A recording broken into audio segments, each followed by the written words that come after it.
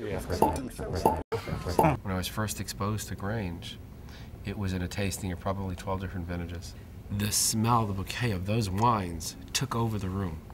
My father's a big wine fan. In the late 80s, he bought about 30 cases of Penfolds Grange Hermitage.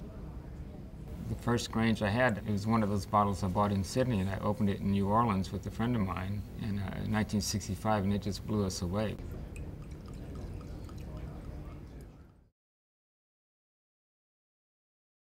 I didn't know what to expect. I'd never been to a re-corking clinic, and I came with like 85 bottles of wine going back to the 60s.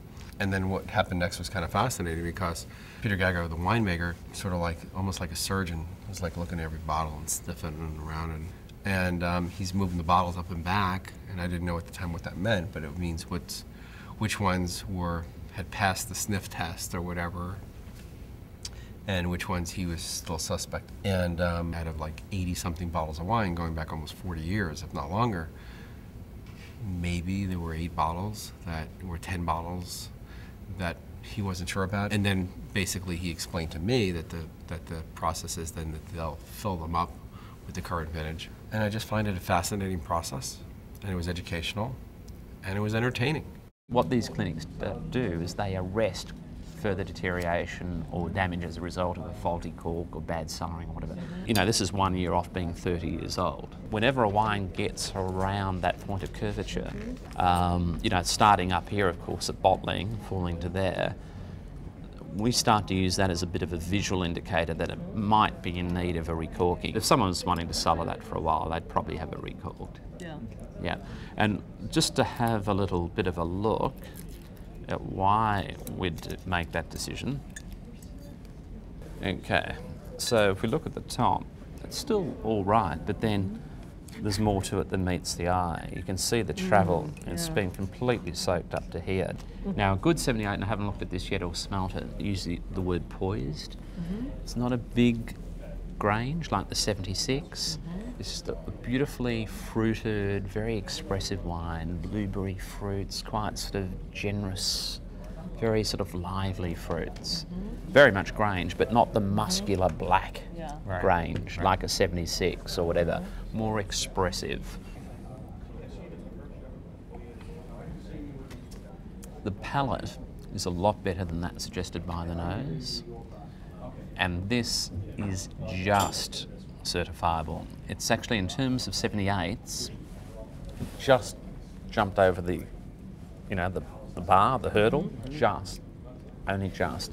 The palate's drying out a bit, and it doesn't have the sweet fruit characters that a good example will have. Not faulty, not overdeveloped, but not a good example of 78. But a certifiable example, just. In the book, I don't know what it says of 78, but whatever it says, I changed that assessment for that bottle to now. See, it says here now to 2018. For this bottle, now. Not 2018, 11 years from now, now. Right. So, you know, this is another benefit. It gives you another dimension or perspective to have when tasting those wines, because now you've lived through an experience of having someone who is probably the only entity or person who has as much at stake about your wines as you do, and that's the person who made those wines, or the person now who represents those wines, who's sharing with you of someone of greater knowledge, who can tell you what they think, how they're aging, and that's makes for great discussion. What I do... I brought 2 bottles of 89 with me today. That 89 was not respected by the critics as much as perhaps it should have been, and the way in which that wine has evolved has really turned the critics around, and now that wine is a much more respected wine, and tasting it today, it merits the respect. Some wines that I like are massive, over-the-top wines, and some wines that I like are wines of extreme elegance. And I think the only way I can think about it is wines that are expressive of both the terroir and, to an extent, the individual mania of the perfectionist winemaker who's pursuing a vision. It's all part of the authentication. Oh, wonderful. Certification. So These are the good news ones. these are the good news ones. All right. So when we certify a bottle and sign off on it, literally we're, tear this off, we're doing it around the world in conjunction with Christie's.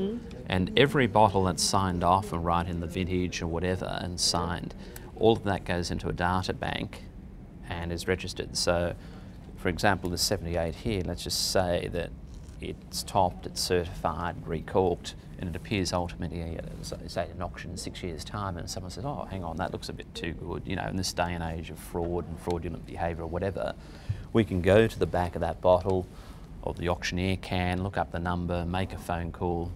We look it up and say, no, that was re-corked in Manhattan on the 9th of October 2007. That's one of the great things about this event is that you have the winemaker tasting the wine at a various point in the wine's life and saying, yes, this is the wine. This is how it should be. This is right, or no, it's flawed. This is not it.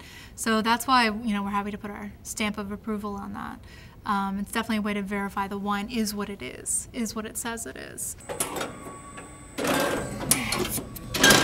Other wines, not necessarily only Australian, but other wines throughout the world, they'll crack up, they'll die young. I mean, Grange has this incredible ability just to last through the ages.